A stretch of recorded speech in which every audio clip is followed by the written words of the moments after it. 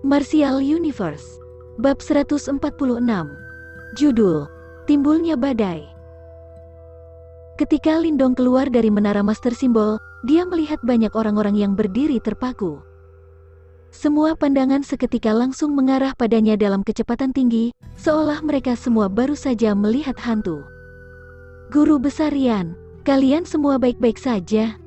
Setelah diperhatikan orang-orang dengan tatapan aneh, Lindong mau tidak mau tertawa kering sembari berjalan maju. Kau naik ke lantai 9? Suara Guru Besar Yan terdengar sedikit bergetar sembari menatap Lindong lekat-lekat. Bahkan dia saja tidak bisa memasuki lantai 9 menara Master Simbol. Namun baru saja, dia benar-benar melihat cahaya Lindong berada di lantai 9 sejenak. Oh, apa ada yang salah? Aku hanya mencoba apa aku bisa naik ke lantai 9. Melihat ekspresi Guru Besar Yan, Lindong pun sedikit takut. Dia merasa kalau orang-orang itu mengetahui apa yang dia lakukan di lantai 9.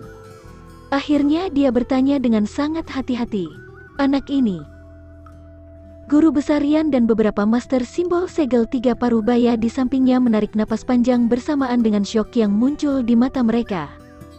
Tak ada yang bisa memasuki lantai 9 selama bertahun-tahun, tapi Lindong baru saja berhasil naik ke sana. Untungnya orang-orang dari Kota Api Langit sudah pulang.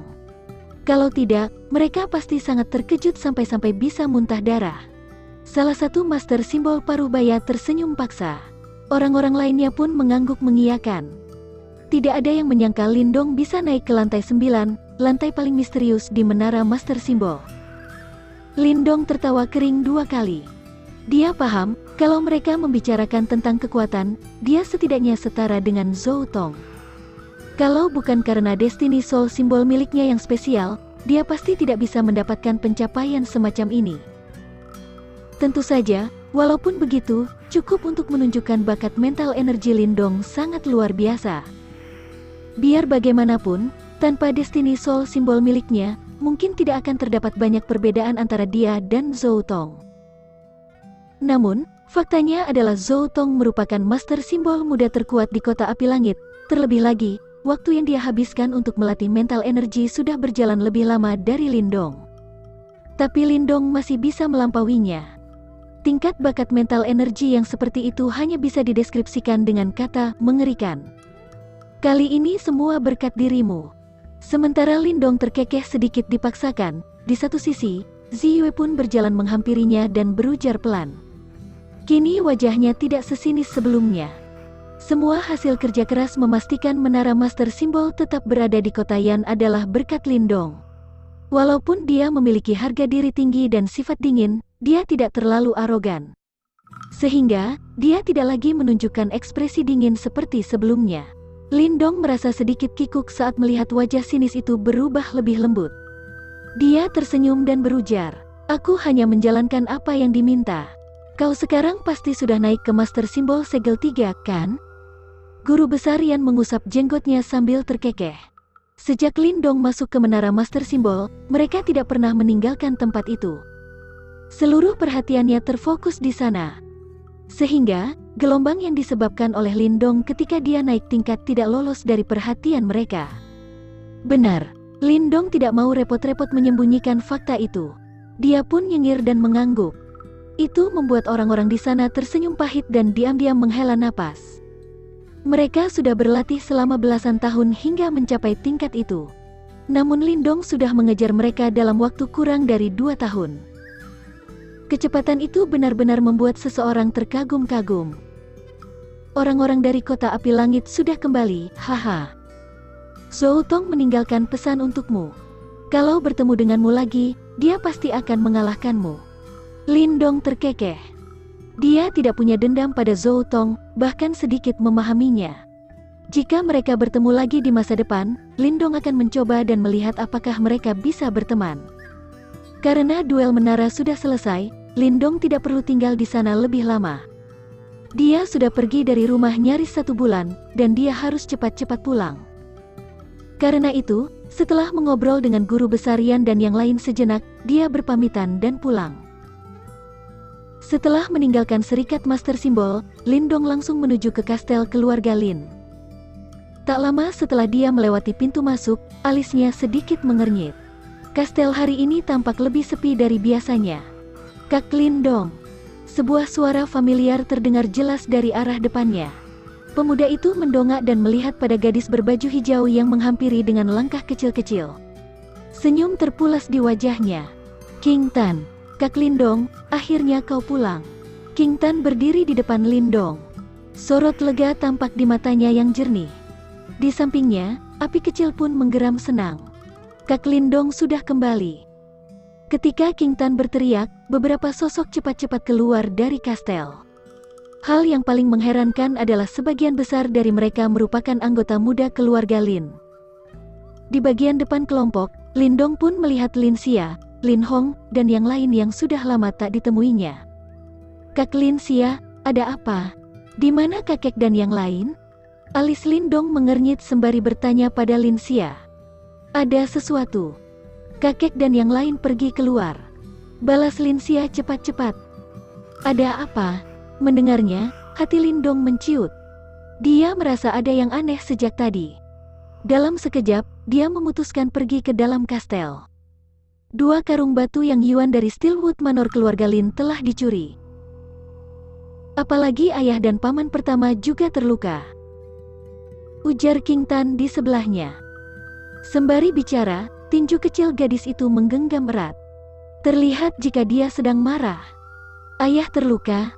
Sebuah tatapan marah muncul di mata Lindong setelah mendengar itu. Dia pun bicara perlahan. Kau tahu siapa yang melakukannya? Kudengar kakek dan yang lain bilang kalau itu perbuatan sekte pedang hantu kota Yan. Balas Lin Xia. Sekte pedang hantu? Yang pemimpinnya Gui Yan? Alis Lindong mengernyit. Dia pernah dengar tentang sekte pedang hantu. Walaupun mereka tidak bisa dibandingkan dengan salah satu fraksi papan atas seperti Asosiasi Seribu Emas, mereka tidak lemah. Apalagi, pemimpin sekte pedang hantu, Gui Yan, adalah orang terkenal di kota Yan. Meskipun dia belum naik ke Yuan dan tingkat akhir, dia merupakan praktisi nomor 1 di antara para praktisi Yuan dan tingkat menengah lain. Kalau dibandingkan dengan Wei Tong, jelas Gui Yan lebih unggul. Keluarga Lin harusnya tidak punya masalah dengan mereka kan? Kita memang tidak punya masalah dengan sekte pedang hantu. Tapi katanya sekte pedang hantu bekerja sama dengan komplotan serigala darah baru-baru ini. Ujar Lin Xia pahit. Komplotan serigala darah? Mendengar nama itu, ekspresi Lindong segera menggelap.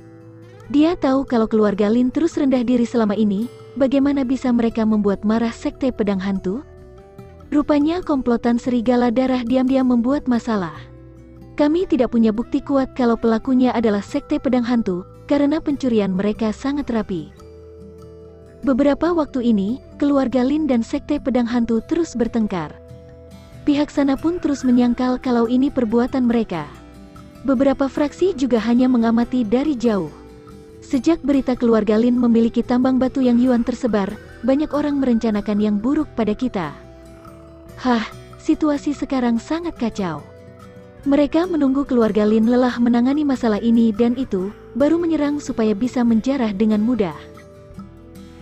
Kemarin, komplotan serigala darah mengirim pesan, kalau mereka mengajukan diri menjadi penengah antara kita.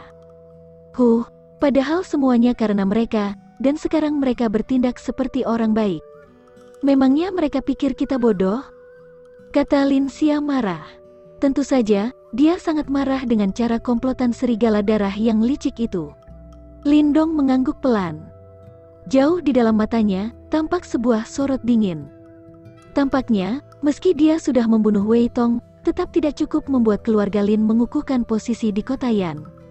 Tentu saja, semua itu karena keberadaan komplotan serigala darah. Selama mereka memperlakukan keluarga Lin sebagai duri, fraksi lain tidak akan berani mendekat dengan keluarga Lin. Biar bagaimanapun, perbedaan kekuatan mereka sangat jauh. Intimidasi kekuatan seorang praktisi Yuan dan tingkat akhir sangat luar biasa. Hari ini, kakek dan yang lainnya membawa pasukan keluarga Lin ke alun-alun kota Yan untuk negosiasi. Untungnya, anggota Asosiasi Seribu Emas juga ikut. Asosiasi Seribu Emas juga ikut? Mendengarnya, Lindong diam-diam menghela napas lega. Walaupun Sekte Pedang Hantu mungkin tidak takut dengan asosiasi Seribu Emas karena bantuan komplotan Serigala Darah, tapi setidaknya tetap bisa menahan mereka sedikit, sehingga mereka tidak berani menindas keluarga Lin dengan cara kasar secara terang-terangan. Reputasi keluarga Lin di kota Yan ini masih belum cukup. Lindong mengerucutkan bibir. Lalu sudut bibirnya terangkat, membentuk sebuah senyum sinis. Kalian semua tetap di sini. Jangan keluar. Api kecil, tetap di sini bersama yang lain. Semuanya serahkan padaku. Lindong berujar tenang sebelum buru-buru berbalik. Dia kini merasa kesal dengan cara komplotan Serigala Darah. Karena dia tidak bisa menyingkirkan komplotan Serigala Darah untuk beberapa saat, dia akan menyingkirkan pembantu komplotan Serigala Darah lebih dulu. Dia ingin memberitahu seluruh orang di kota Yan, jika komplotan Serigala Darah mengarahkan moncong pistolnya ke arah keluarga Lin, dia akan menghancurkan siapa saja yang menyerang. Lindong hanya bisa menggunakan cara kejam jika berhadapan dengan orang-orang yang kejam bagai serigala tersebut. Hanya dengan begitu, dia bisa membuat mereka takut. Melihat punggung Lindong, Lin Xia dan yang lain membuka mulut. Tapi pada akhirnya, mereka hanya bisa menurut dan mengangguk. Pengaruh Lindong di keluarga saat ini bisa disamakan dengan Lin Zentian. Jangankan anggota muda seperti mereka, Lin Xiao dan Lin Ken pun tidak akan menyangkal kata-kata Lindong. Api kecil yang sekarang sudah bisa menandingi praktisi Yuan dan tingkat awal. Dengan api kecil yang menjaga keluarga Lin, Lindong bisa pergi dengan tenang. Setelah keluar, Lindong memastikan arahnya, kemudian bergegas menuju kota. Sebuah tatapan membunuh terlihat di matanya. Pedang Iblis Guiyan, keluarga Linku bukanlah keluarga murahan seperti yang kau kira. Karena kau sudah melukai ayahku, akan kubunuh kau.